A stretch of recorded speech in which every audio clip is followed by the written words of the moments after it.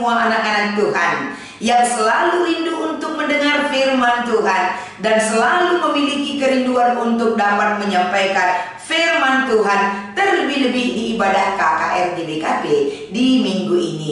Mari saudaraku, kita meminta kekuatan kepada Tuhan agar dalam pertolongan yang Dia berikan bagi kita dimampukan untuk dapat menyampaikan kebenaran firman ini buat kehidupan adik-adik kita. Kita mempersiapkan hati kita bersatu di dalam doa. Kami bersyukur Tuhan atas segala kebaikan dan pertolongan Tuhan yang masih Tuhan berikan bagi kami untuk kami pakai di dalam hidup kami. Tolong kami Tuhan, layakkan kami menyampaikan kebenaran firman ini di dalam nama Yesus. Kami selalu berharap dan mengucap syukur. Haleluya, amin. Mari kita membaca firman Tuhan yang menjadi renungan di ibadah KKR kita di minggu ini dari kitab Keluaran pasal 2 ayat 1 sampai dengan ayat 8. Kami akan membacakan firman ini kepada kita sekalian. Seorang laki-laki dari keluarga Lewi kawin dengan seorang perempuan Lewi. Lalu mengandunglah ia dan melahirkan seorang anak laki-laki. Ketika dilihatnya bahwa anak itu cantik, disembunyikannya 3 bulan lamanya. Tetapi ia tidak dapat menyembunyikannya lebih lama lagi, sebab itu diambilnya sebuah peti pandan, dipakalnya dengan gala-gala dan ter, diletakkannya bayi itu di dalamnya, dan ditaruhnya peti itu di tengah-tengah teberau di tepi sungai Nil. Kakaknya perempuan berdiri di tempat yang agak jauh untuk melihatnya, apakah yang akan terjadi dengan dia. Maka datanglah putri Firaun untuk mandi di sungai Nil, sedang dayang-dayangnya berjalan-jalan di tepi sungai Nil. Lalu terlihatlah olehnya peti yang di tengah-tengah teberau itu. Maka disuruhnya hambanya perempuan untuk mengambilnya. Ketika dibukanya, dilihatnya bayi itu, dan tampaklah anak itu menangis. Sehingga belas kasihanlah ia kepadanya dan berkata, tentulah ini bayi orang Ibrani.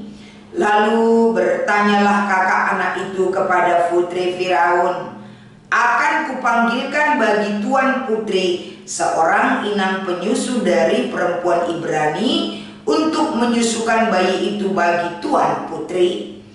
Sahut putri Firaun kepadanya, baiklah. Lalu pergilah gadis itu memanggil ibu bayi itu. Demikian pembacaan firman Tuhan pada hari Minggu ini. Shalom dan selamat hari Minggu bagi kita sekalian. Selamat melayani buat setiap pelayan KKR yang sudah bersiap untuk dapat menyampaikan dan menaburkan firman Tuhan bagi adik-adik kita di ibadah KKR. Di hari Minggu ini yang menjadi tema kita adalah menjadi saudara yang baik. Saudaraku, kalau kita berbicara tentang orang baik, tentu kehidupan kita sebagai orang yang percaya, Tuhan sangat mengharapkan setiap anak-anak Tuhan hidupnya baik di mata Tuhan. Perlu kita ingat, baik di mata Tuhan, bukan baik menurut ukuran manusia.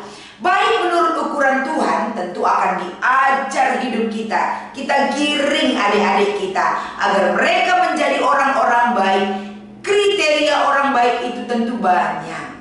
Tapi untuk lebih dalam lagi, kita melihat menjadi orang baik itu kita bisa mempelajari bagaimana ketika proses ataupun sejarah kelahiran Musa ke dunia ini, dan kelahiran itu diselamatkan oleh orang-orang yang baik. Saudaraku, kita akan melihat daripada uraian firman ini agar senantiasa firman Tuhan ini harus menjadikan dan membawa kita sebagai pelayan ataupun adik-adik kita, orang baik itu menjadi harapan dan harus kita terapkan di dalam hidup kita. Kelahiran Musa ketika itu, mengapa mesti Musa harus disingkirkan dari keluarganya, dipisahkan dari ibu bapaknya? Ini kan pengalaman yang sangat pahit sekali bagi Musa. Ini kan sangat menyedihkan bagi orang tuanya. Ini sangat menyedihkan bagi keluarga Musa. Karena kita sama-sama tahu ketika itu ada perintah Fir'aun yang mengultimatumkan setiap bayi laki-laki yang lahir dari suku Ibrani akan dibunuh. Kenapa mesti harus dibunuh ya? Karena pemerintahan Fir'aun ketika itu sangat takut sekali orang Ibrani ini berkembang pesat, apalagi laki-laki. Ini ancaman bagi kerajaan ini, sehingga ultimatum itu akan diberikan kepada orang-orang Ibrani. Tidak boleh laki-laki bisa hidup ketika itu. Ketika Musa lahir, dia berjenis kelamin laki-laki. Ancaman dan ultimatum itu berhak untuk dia terima di dalam hidupnya. Tapi saudara-saudaraku, kita melihat rancangan Tuhan itu, penyertaan Tuhan itu tidak bisa dibatasi oleh perintah manusia.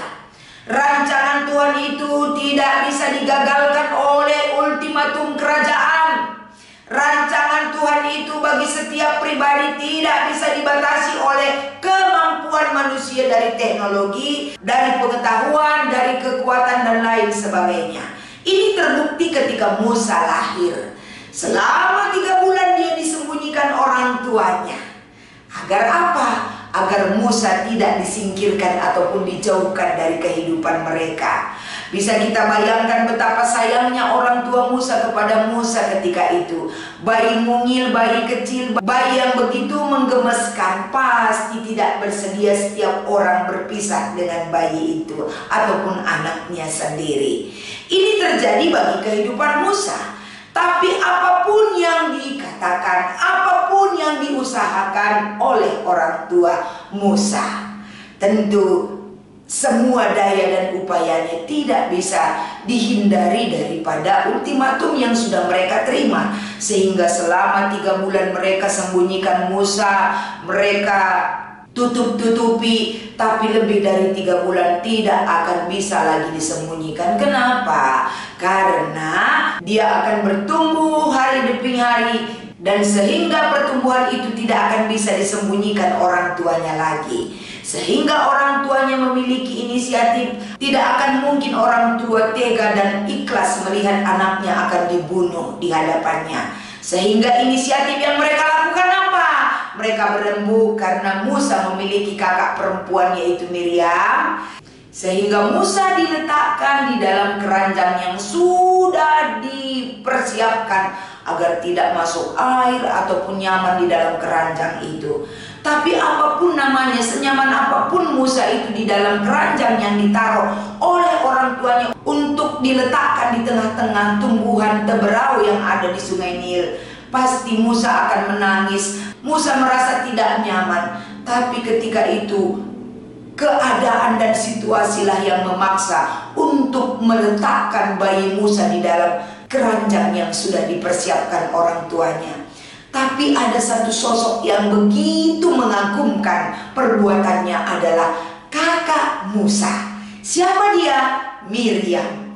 Miriam yang begitu ikhlas memberi dirinya, waktunya untuk mengikut-ngikut keranjang yang dihanyutkan di tepi Sungai Nil, yang diletakkan di tengah-tengah tumbuhan teberau, untuk dia lihat, perhatikan dari jauh siapakah nanti yang akan mengambil itu. Di mana Miriam berharap dan keluarga Musa berharap, di mana putri Fir'aun sering sekali mandi di Sungai Nil. Dia akan melihat bayi itu dan menaruh belas kasihan untuk menyelamatkan bayi Musa. Apa yang menjadi harapan dari keluarga Musa dan kakak Musa sendiri, yaitu Miriam, semua sesuai dengan kehendak mereka.